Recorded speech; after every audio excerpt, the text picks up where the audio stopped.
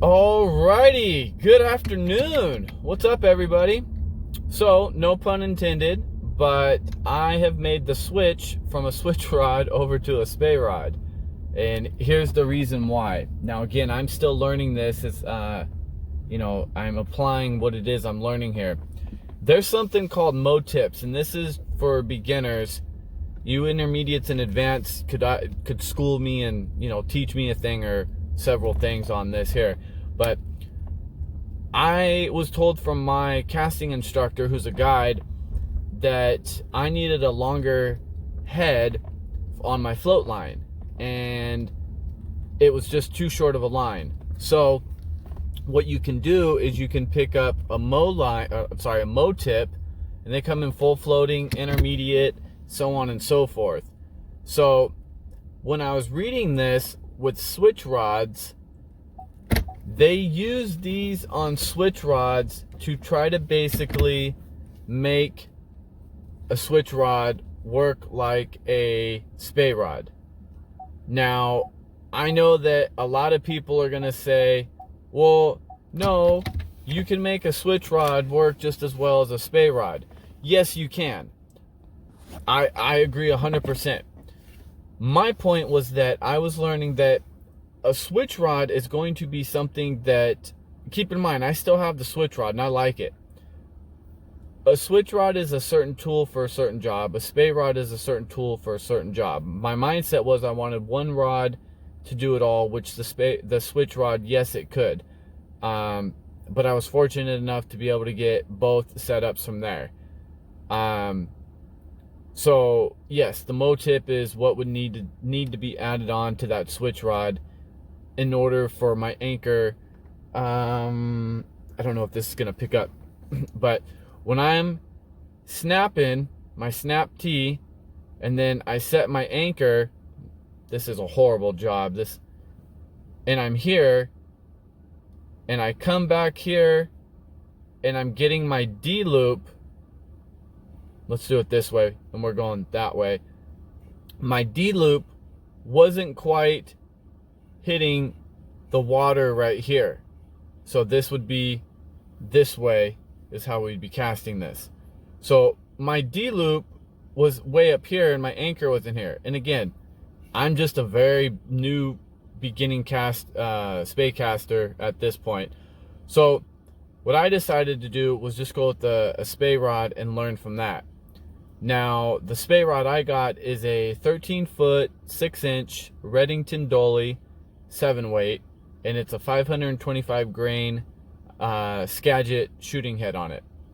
So the thing I'm learning with this is that there's what's called a bloody L. Kept hearing about it, had no idea. People were explaining it to me, but I'm very visual. So this is, again, for you beginners.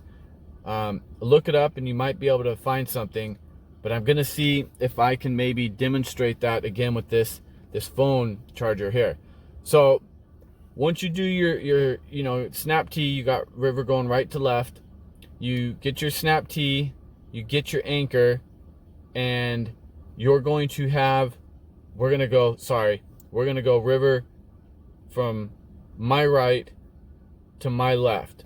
So you're here and this is how you want it to look, is all straight once you start making your back cast to set your D loop.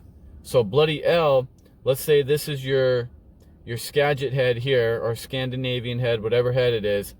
When you are looking at it off your right shoulder, your bloody L, we're gonna call this the leader. This is what the bloody L looks like. So I hope I'm not confusing you all on this. I'm going to turn this.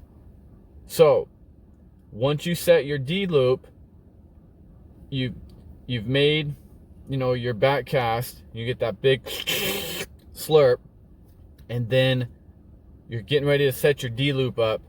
This right here is what they call a bloody L, because you haven't set your anchor up all the way with your D loop. So you're coming back, as you're coming back here, this is what's happening.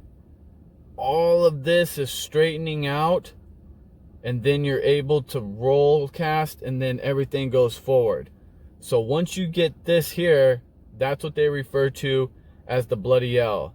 Again, I'm still learning how to navigate this and how to troubleshoot this and excuse me, and fix this.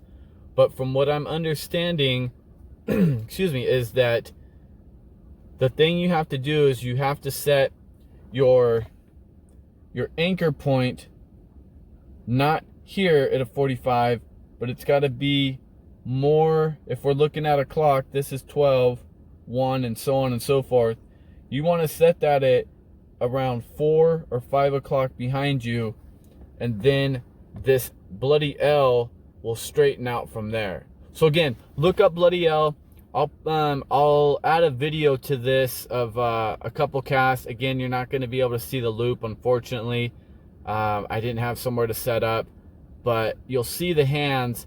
And one thing I noticed with my hands is that from videos I was seeing, I see people finishing, and again, this is not going to illustrate well because I'm too close, but when you're making your power stroke, it's here.